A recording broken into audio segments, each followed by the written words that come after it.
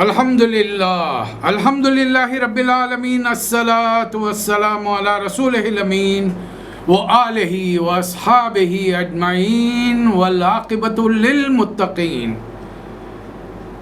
محترم سامعین اکرام، السلام علیکم ورحمۃ اللہ وبرکاتہ۔ اعوذ باللہ من الشیطان الرجیم، بسم اللہ الرحمن الرحیم۔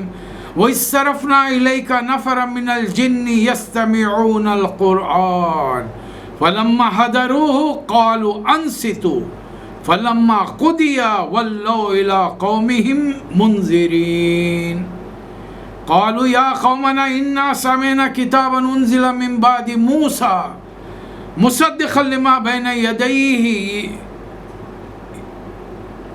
يهدي إلى الحق وإلى طريق مستقيم يا قومنا عجيبوا داعي الله وآمنوا به يغفر لكم من ذنوبكم ويجركم من عذاب أليم۔ صدق اللہ مولانا العظیم۔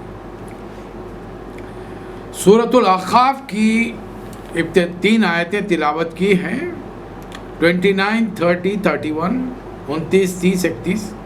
ترجمہ سماعت فرمائیے۔ اور اے نبی صلی اللہ علیہ وسلم، وہ واقعہ بھی قابل ذکر ہے جب ہم نے جنوں کے گروہ کو آپ کی طرف بھیجا تھا تاکہ وہ قرآن سنیں، اور جب اس جگہ پہنچے جہاں آپ قرآن پڑھ رہے تھے تو انہوں نے آپس میں کہا خاموش ہو جاؤ، اور پھر جب وہ پڑھا جا چکا تو وہ خبردار کرنے والے بن کر اپنی قوم کی طرف پلٹے۔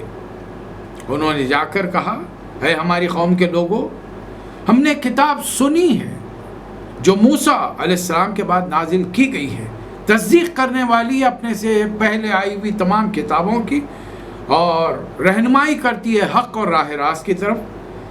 اے ہماری قوم کے لوگوں، اللہ کی طرف بلانے والے کی دعوت قبول کر لو اور اس پر ایمان لاؤ، اللہ تمہارے گناہوں سے درگزر فرمائے گا، تمہیں عذاب علیم سے بچا دے گا۔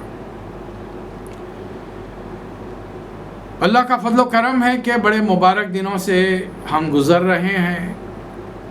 عمان میں آج چوتھا دن ہے ذوالحجہ کا، اور ابتدائی 10 دن رسول اللہ صلی اللہ علیہ وسلم کے الفاظ میں، قرآن مجید کی تعلیمات میں بہت اہم ہے۔ قرآن نے تو سورہ فجر میں فرمایا والفجر ولیال عشر والشفع والوتر، اور نبی صلی اللہ علیہ وسلم نے احادیث مبارکہ میں فرمایا ہے یہ اتنے مقدس دن ہیں کہ رمضان کے 30 دن کہہ رہا ہوں، دن بھی اس کا مقابلہ نہیں کر سکتے۔ البتہ رمضان کے آخری دہے کی طاق راتوں سے یہ وہ افضل ہیں بنسبت ان دنوں کے، اس لیے کہ ان راتوں میں، آخری راتوں میں ایک رات ہے جو لیلۃ القدر ہے۔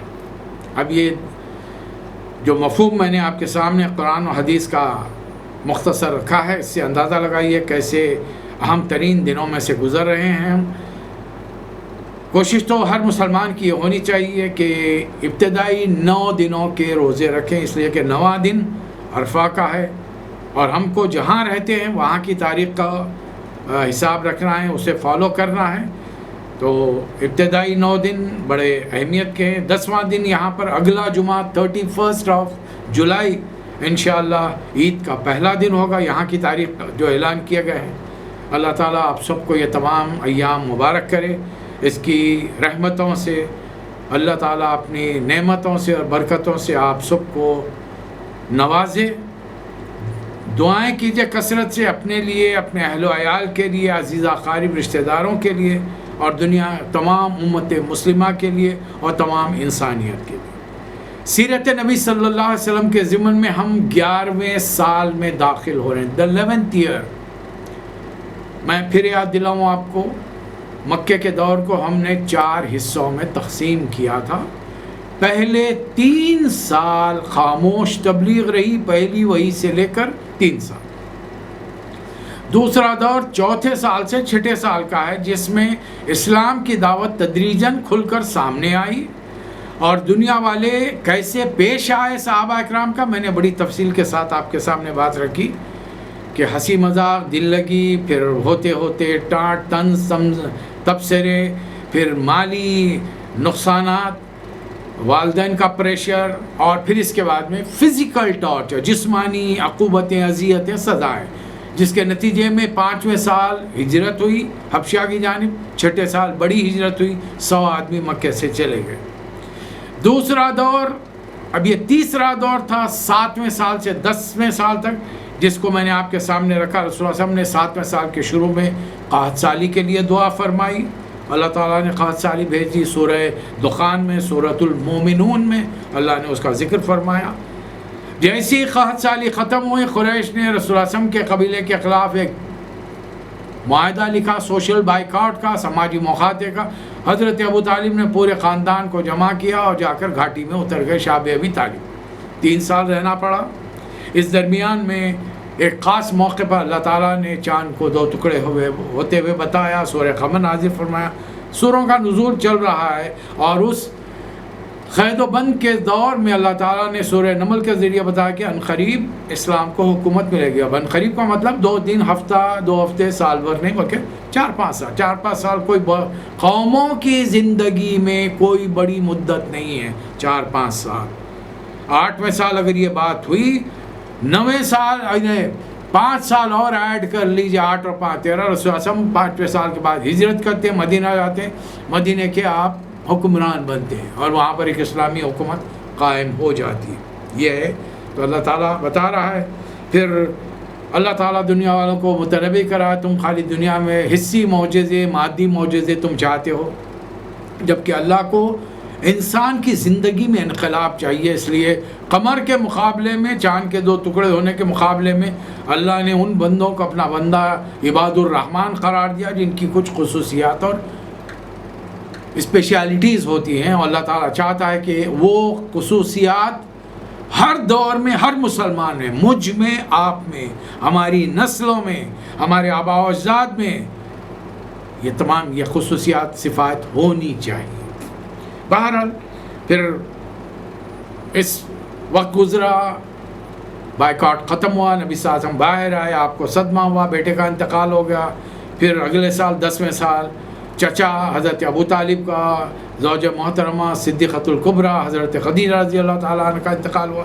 یہ عام الحزن تھا، نبی صلی اللہ علیہ وسلم پر بڑا غم کا تھا، اور اللہ نے فرمایا ان مع العسر یسرا، ان مع العسر یسرا، ہر مشکل وقت کے بعد آسان وقت آئے گا، آسان وقت آئے گا۔ پھر اللہ نے رسول اللہ صلی اللہ علیہ وسلم کو مقام و مرتبہ بتایا کہ آپ رحمت للعالمین ہیں، اور اس کے بعد آپ طائف تشریف لے گئے، اور سب سے زندگی کا خطرناک دن کا آپ نے سامنا کیا۔ واپس آ رہے ہیں، داخلہ نہیں ہو سکتا کہ چچا مخالف ہے، ویزا ختم ہو چکا ہے، نو انٹری، نو پرمیشن۔ ایک مشرک سردار مطعم بن عدی کی پناہ لے کر نبی کریم صلی اللہ علیہ وسلم مکے میں داخل ہوئے اور تبلیغ کر رہے ہیں، اللہ کے دین کو لوگوں تک پہنچا رہے ہیں۔ اللہ نے خوشخبری دی کہ نبی صلی اللہ علیہ وسلم، آپ کے ہم جنس، ہم نو انسان اگر آپ کی بات کو نہیں مان رہے ہیں تو نو ایشوز، نو پرابلم، کوئی مسئلہ نہیں ہے۔ ہم نے جنوں کو، اما اپنی دوسری مخلوق کو ہم نے آپ کی طرف متوجہ کیا ہے، آپ کی طرف بھیجا ہے، اور ان پر بھی تبلیغ آپ کی ایک ذمہ داری بنتی ہے۔ قرآن اور حدیث میں نے کہیں نہیں پڑھا کہ کسی اور نبی نے جنوں تک تبلیغ کی ہو، سن لیا ہو، عمل کیا ہو، اور بات ہے۔ بہرحال رسول اللہ صلی اللہ علیہ وسلم کو جن و انس کے لیے بھیجا ہے اللہ تعالیٰ۔ ہو سکتا ہے اولو العزم پیغمبر جو آئے ہیں انہوں نے بھی تبلیغ کی ہو، اس لیے کہ اس میں جو آیتیں میں نے پڑھی اس میں ذکر مل رہا ہے کہ وہ جنہوں نے موسیٰ علیہ السلام کی کتاب کا ذکر کیا۔ اب یہ پتہ نہیں چلا پورے قرآن کے مطالعے کے دوران میں کہ موسیٰ علیہ السلام نے بھی تبلیغ کی تھی یا جنہوں نے آن دا وے گزرتے ہوئے انہیں سن لیا تھا۔ یہاں ہم نبی کریم صلی اللہ علیہ وسلم کی حیات مبارکہ میں سنیں گے کہ آپ سے ملاقات کے لیے اب ایک سلسلہ شروع ہو گیا جنوں کے بڑے بڑے گروہوں کا آنے کا۔ آدھی رات کے وقت نکلتے، کبھی تنہا، کبھی کسی صحابی کے ساتھ جاتے، بستی کے باہر نکل جاتے، صحابی کو ایک جگہ پر ٹھہرا کر سامنے لکیر کھینچ دیتے اور فرماتے کہ یہاں سے آگے نہیں آنا، اور خود بڑی دور تک جاتے، اور وہاں سے صحابی کو دور سے آوازیں آتی تھیں بات چیت کی، سمجھ میں نہیں آتا تھا کیا بات چیت ہو رہی۔ اور زیادہ تر ایسے موقعوں پر حضرت عبداللہ بن مسعود رضی اللہ تعالی عنہ آپ کے ساتھ ہوتے ہیں۔ ایک تو یہ کہ بڑے چھوٹے خط کے تھے، اور رات کا وقت ہے، سمجھ میں آتا نہیں تھا، اپنے پنجوں پر کھڑے رہ کے اونچے ہو کے دیکھنے کی کوشش کرے تو کبھی کبھار آپ کو دور ایسے محسوس ہوتا کچھ سفید سائے کھڑے ہیں، لمبے لمبے آدمی کھڑے، ان کے بیچ میں نبی صلی اللہ علیہ وسلم کچھ بات چیت چل رہی. کیا بات چیت ہے وہ بات چیت سنائی نہیں دے رہی، اور کیا تبلیغ ہو رہی وہ پتہ نہیں چل رہا. تھوڑی دیر کے بعد نبی صلی اللہ علیہ وسلم تشریف لاتے، ان کے ساتھ واپس آ جاتے. تو اللہ تعالیٰ نے رسول اکرم صلی اللہ علیہ وسلم کو خوشخبری دی کہ اگر یہ مکے والے جن کے ہر قبیلے کا تعلق ایک 4-5 نسل پشت پہلے جا کر آپ سے مل جاتا ہے، اور یہ آپ کے دور کے رشتہ دار ہیں. دیکھیے ہم سارے انسان بھی رشتہ دار ہیں، نسلوں کا فرق ہو سکتا ہے لیکن سارے آدم کی اولاد ہیں، سارے آدم کی اولاد ہیں. تب اس سے اندازہ لگائیے کہ کس طریقے سے قریش ایک نسل سے چلے آ رہے، مختلف قبیلے ہیں، باپ کے بعد کئی بیٹے، ان کے پھر نسلیں، ان کی نسلیں.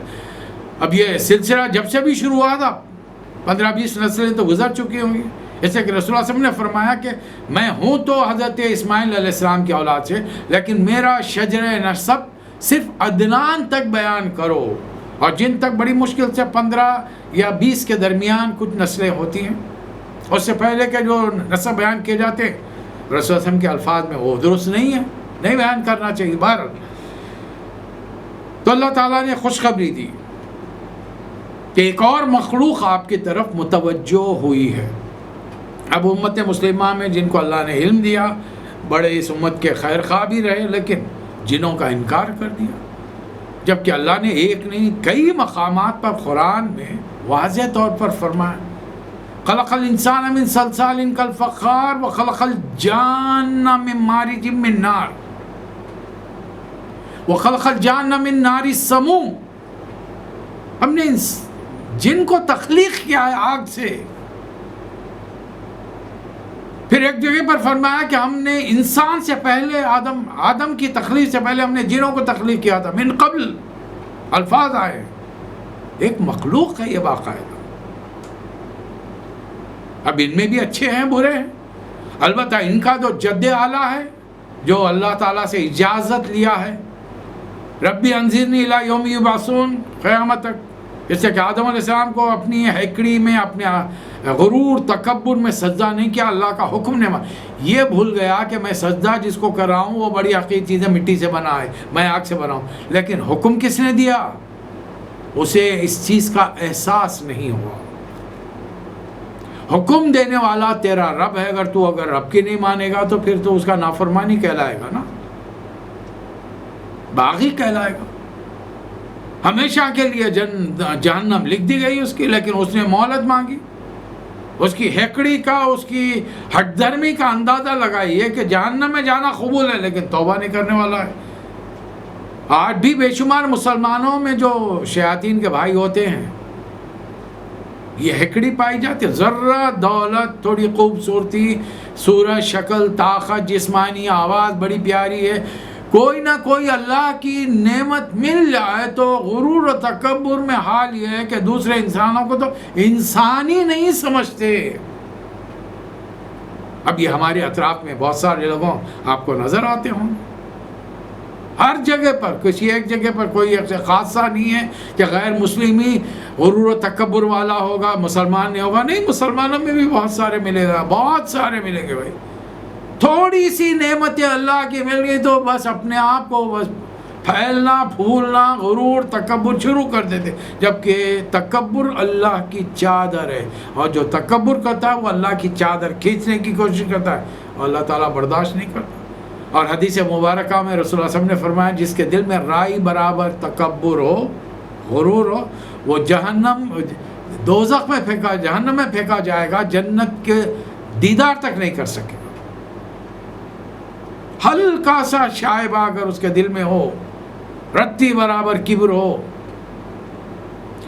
چلیے اللہ تعالیٰ نے جو خوشخبری دی، آئیے اس کے بارے میں کچھ سورۃ الجن کے بارے میں بات کریں گے. اللہ تعالیٰ اس کی شروعات فرما رہا ہے حامیم. یہ ان 7 سوروں میں ہے جن کی پہلی آیت ہوتی ہے، پہلے الفاظ ہوتے ہیں حامیم، 2 لیٹرز. عربی کے 2 حرف، لفظ نہیں کہہ رہا میں، حرف، ہا میم، دہرائیے اسی یقین کے ساتھ، اللہ کا کلام ہے، آپ کے میرے کھاتے میں 20 نیکیاں لکھ دی گئی۔ پھر اللہ تعالیٰ کا خاص انداز مکہ کی صورتوں میں، تنزیل الکتاب من اللہ العزیز الحکیم، اس کتاب کا نزول اللہ زبردست اور حکمت والے دانا و بینا کی طرف سے ہے۔ یعنی یہ محمد صلی اللہ علیہ وسلم کا کلام ہے، انسانی کلام ہے ہی نہیں، اور محمد صلی اللہ علیہ وسلم بشر ہے۔ اب تم امت مسلمہ کے لوگ اپنے درمیان لڑ لیتے رہو بشر ہے کہ نور ہے۔ اللہ نے تو رسول اللہ علیہ وسلم کو قرآن میں ڈنکے کی چوٹ پر اعلان کرنے کا حکم دے دیا۔ 6 سال میں آپ سورہ کہف میں پڑھ چکے، آخری سیکنڈ لاسٹ آیت پڑھی ہے، قل انما انا بشر مثلکم یوحی الی، مجھ میں فرق ہے کہ مجھ پر وحی آتی، تم پہ نہیں آتی، اور وہی اس پر ان پر آتی ہے جو نبی بنائے جاتے ہیں، جو اللہ کی طرف سے ان اللہ اصطفیٰ چن لیتا ہے اللہ تعالیٰ۔ ہم جب رسول اللہ علیہ وسلم کو انسان کہتے ہیں تو اس کا مطلب یہ نہیں کہ مجھ جیسے ہیں، نعوذ باللہ، نہیں، میرے والد مجھ جیسے نہیں تھے، میرے بیٹے مجھ جیسے نہیں ہیں، تو رسول اللہ علیہ وسلم ہم جیسے کیسے ہوں گے؟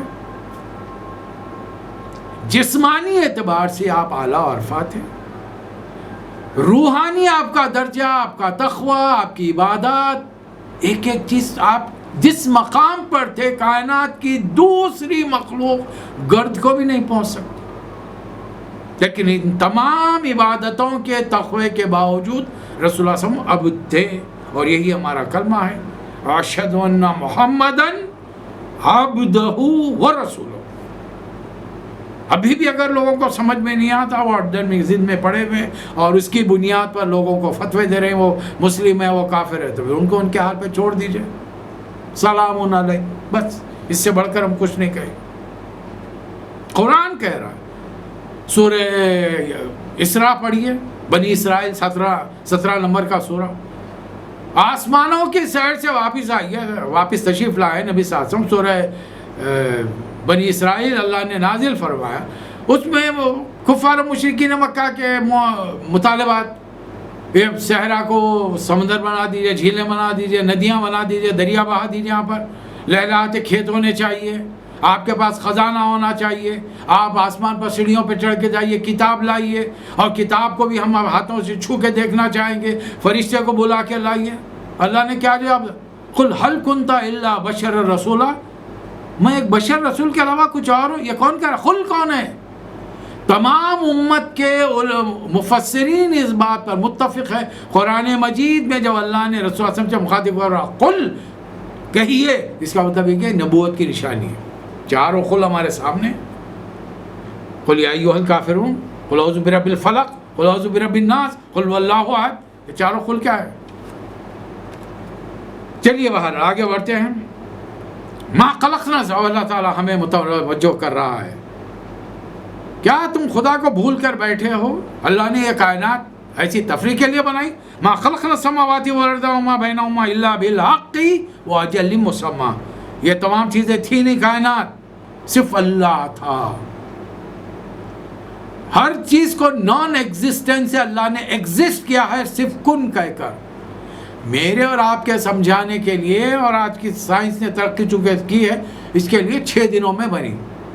اب وہ 6 دن کتنے لمبے تھے؟ کہیں 1000 سال ہے، کہیں 50,000 سال ہے، 50,000 سنہ، واللہ عالم، ہم نہیں جانتے، نہ جاننے کی ضرورت ہے، تحقیق کر لے کے کریں گے کیا؟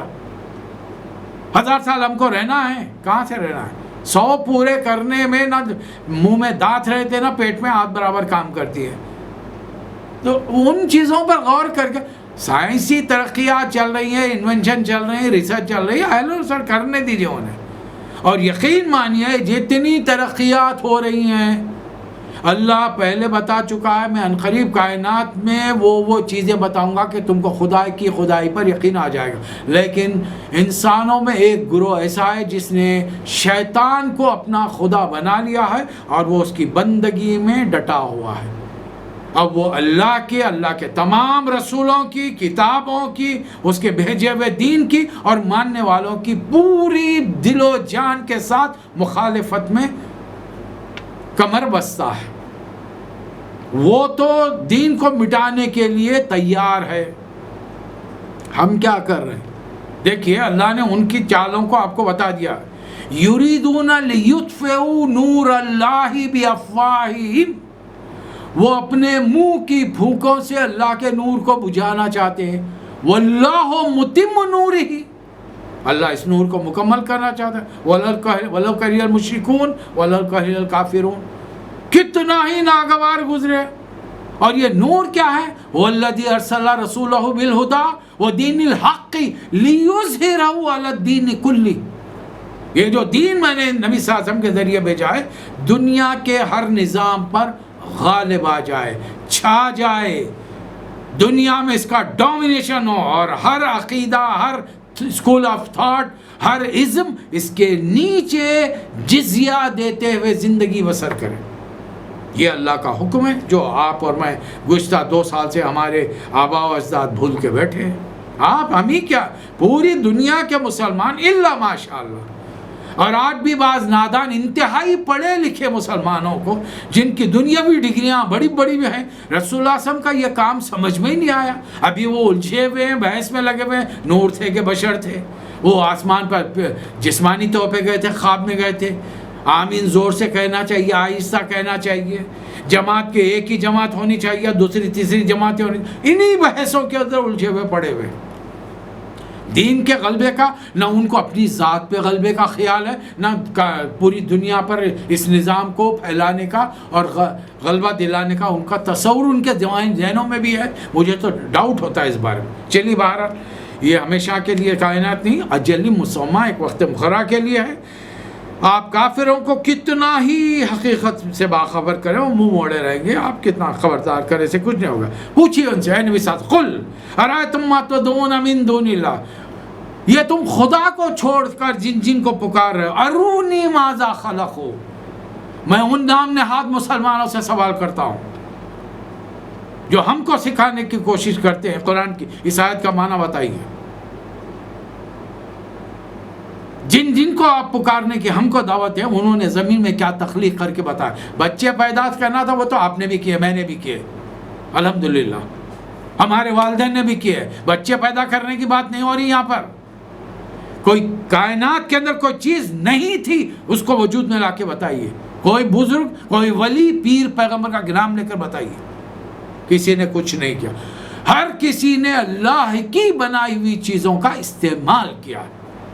That's all. اللہ پوچھ رہا ہے ارونی ماذا خلقوا من الارض ام لهم شرک فی السماوات. اللہ کے آسمانوں میں جو خدائی اس میں ان کی کوئی شرکت ہے وہاں پر. ایتونی بکتاب من ھذا. کچھ دیندار اٹھ گئے ہیں، کہتے ہیں کہ نہیں یہ ضروری ہے، ان کو پکارو، ان کو پکارو، یہ مشکل کشا ہیں، وہ بگڑی بنانے والے ہیں، وہ ہمارے تقدیر ان کے ہاتھوں میں دستگیر ہیں. وہ کس کو کیا کیا بنا دیا اور اللہ کا پورے اختیارات بندوں میں تقسیم کر دیا. تو یہی کام تو غیر مسلموں نے کیا ہے. غیر مسلم کرے تو وہ کافر، مشرک، جہنمی، اور مسلمان ہم کریں الحمدللہ سب کو سب ہمارے لیے روا ہے، جائز ہے. بات سمجھ میں نہیں آتی اور آپ سے لڑنے پہنچے فوری یہاں پر ایک فتویٰ آپ پر لگ جائے گا. گستاخ رسول، گستاخ بزرگان دین ہے. اب ایسوں کے منہ لگنے سے فائدہ لیں بیکار. پھر اللہ تعالیٰ فرما رہا ہے اگر تم اپنی بات میں سچے ہو تو کوئی کتاب، مستند کتاب میں سے لا کر بتاؤ ہم کو.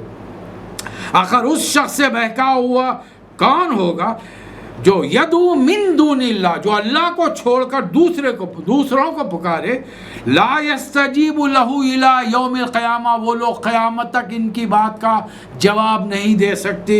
وہم عن دعائہم غافلون، ان کے پکارنے سے، ان کی دعاؤں سے وہ غفلت میں پڑے ہوئے، انہیں معلوم ہی نہیں ہو رہا بیچاروں کو.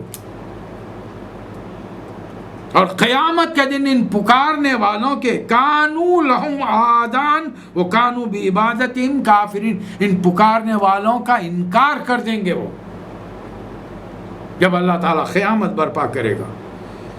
ان مکے والوں کے سامنے جب قرآن کا آیات سنائی جاتی ہیں تو کہتے ہیں کہ یہ تو کھلا جادو ہے. ہم یقولون افترا، یہ تو رسول نے گھڑ لیا ہے.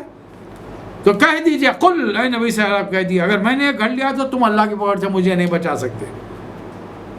اللہ تو جو تم باتیں بنا رہے ہو خوب جانتا ہے. پھر آئے نبی صلی اللہ علیہ وسلم، قل کہہ دیجئے ما کنت بدعا من الرسول، میں کوئی نیا رسول نہیں ہوں. 1,00,000 یا 40 سال پیغمبر مجھ سے پہلے آ کر جا چکے ہیں. مجھے تو یہ بھی نہیں معلوم، ما ادری ما یفعل بی ولا بکم، کہ اللہ میرے ساتھ کیا کرنے والا ہے اور تمہارے ساتھ کیا کرنے والا ہے. اس سے بڑھ کر رسول اللہ صلی اللہ علیہ وسلم کی زبان مبارک سے اللہ کیا فرمائے، یعنی کیا کہلوائے گا، ذرا سوچ کے دیکھیے. ایک اور حدیث، ایک واقعے کا ذکر سنیے. مدینہ منورہ میں ایک مہاجر صحابی کا انتقال ہو گیا. ایک خاتون کے گھر میں، بیوہ کے گھر میں رہتے تھے، بوڑھی عورت کے پاس. نبی صلی اللہ علیہ وسلم جنازے میں شرکت کے لیے تشریف لے گئے. وہ خاتون نے کہا کہ اللہ رحم کرے، بڑے جنتی تھے. نبی صلی اللہ علیہ وسلم نے پلٹ کر انہیں حیرانی سے دیکھنا شروع کیا. بڑی بھی آپ کو کیسا معلوم یہ جنتی ہیں؟ اللہ کی قسم میں اللہ کا نبی ہوں، مجھے نہیں معلوم یہ جنتی ہیں دوزخی، مجھے نہیں معلوم. البتہ اچھے خیالات، حسن ظن رکھو. ہم دعا کرتے ہیں کہ اللہ انہیں جنت میں جنت الفردوس عطا کرے. اللہ ان کے اس لیے کہ ہم جس کسی فرد کو بھی دیکھتے ہیں چند گھنٹوں کے لیے. آپ اپنے باپ کے ساتھ 24 گھنٹے رہتے ہیں، والدہ کے ساتھ 24 گھنٹے رہتے ہیں، بھائی کے ساتھ، دوست کے ساتھ، اپنے کاروباری جگہ پر، اپنے دفتر میں، گھر میں نہیں. ارے بازو بیوی پڑی ہوئی ہے، چند گھنٹے بے اختیار نیند میں ایسے گزر گئے، پتہ ہی نہیں انہیں آئے نہیں ہے، آپ وہاں آئے نہیں. آپ کو تو، ہم کو اتنا بھی ہوش نہیں رہتا نیند کے عالم میں. تو کیسا 24 گھنٹے ایک آدمی دوسرے کی رپورٹ رکھ سکتا ہے اور کیسے بول سکتا ہے؟ ہو سکتا ہے میں آپ کے سامنے اس حلیے کے اندر، روپی شیروانی کے اندر درس دے رہا ہوں بڑھانے کو، مجھے آپ کو کیا معلوم میں پیچھے کیا کر رہا ہوں؟ کسی کو کسی کی خبر ہے؟ ہر چیز کا جاننے والا صرف اللہ رب العزت ہے. اس چیز کو یہیں پر رکھنا چاہیے، اور یہ نہیں کہ فلاں جان رہے فلاں جان رہے. اب یہ کیوں رسول اللہ صلی اللہ علیہ وسلم کو سارا معلومات دینے کی امتی کوشش کرتے ہیں؟ بہت سارے امتی ہیں جو کوشش کرتے ہیں. کیوں؟ اس کی وجہ سے کہ رسول اللہ صلی اللہ علیہ وسلم نے فرمایا میری امت کے علماء نبیوں کے جانشین ہیں. تو رسول اللہ صلی اللہ علیہ وسلم کو غیب کا علم تھا، تو ہمارے بزرگ کو بھی آ گیا. اب وہ بزرگ سے جو ہوتا، اب تو ہر محلے کے اندر بزرگ بیٹھے ہوئے ہیں دکان کھول لے کر، ان کے پاس غیب کے علم ہے. اب بتائیے آپ، تو پھر اللہ میاں کیا کر رہے ہیں؟ سب اپنے اختیارات بانٹ کے بیٹھ گئے. ان کو کچھ معلوم نہیں، ان سے مانگنے کی ضرورت ہی نہیں ہے. ساری حاجتیں، ضرورتیں ہم لوگوں کو، دنیا والوں کو بتا لیتے پھر، اور ان سے مانگتے رہے. ارے دنیا میں ہمیں عمل کرنا ہے، مانگنا نتیجہ اللہ پر چھوڑنا ہے، صرف اتنا ہی. ایک ہمارے بڑے بزرگ تھے، کرم فرما، درس دے کے اٹھا ہوں، فوری ایک نوجوان آیا، وزٹ پر آیا، اس نے کہا کہ میرا اعلان کیجئے. آئی ٹی کا لڑکا ہے. میں نے اعلان کیا بھائی یہ نوجوان آئے ہیں، ملازمت کی تلاش میں ہیں اور آپ لوگ مدد کر سکتے ہیں. فوری بزرگ نے اعتراض کر دیا، حضرت یہ شرک ہو گیا.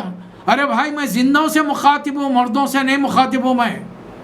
میں کسی بزرگ کا نام لے کر حضرت آپ ہی ان کی نوکری لگا دیجئے. اور وہ نوکری کیسا لگائیں گے؟ اپنی خبر میں سے آ کر یہ سی وی لے کر دفتر بانٹ لیتے پھریں گے. اگر ایسا تھا تو اس غریب کو بغیر ملازمت کے گلف کو آنا ہی نہیں چاہیے تھا. وہیں بیٹھ کر وہ بزرگ سے دعا کرتا، یہاں سے اپائنٹمنٹ لیٹر بھیجتے، ویزا نکل جاتا، نکل کر آ جاتا. ارے دنیا میں انسان کو انسان کی ضرورت پڑتی ہے، اسباب چاہیے. یہ دنیا اسباب کی دنیا ہے، نتیجے مسبب الاسباب پر ہیں. یہ ذہن میں جس دن بات سمجھ میں آ گئی، انشاءاللہ دین کلیئر ہو جائے گا، دین کی وضاحت ہو جائے گی، اللہ چاہا تو.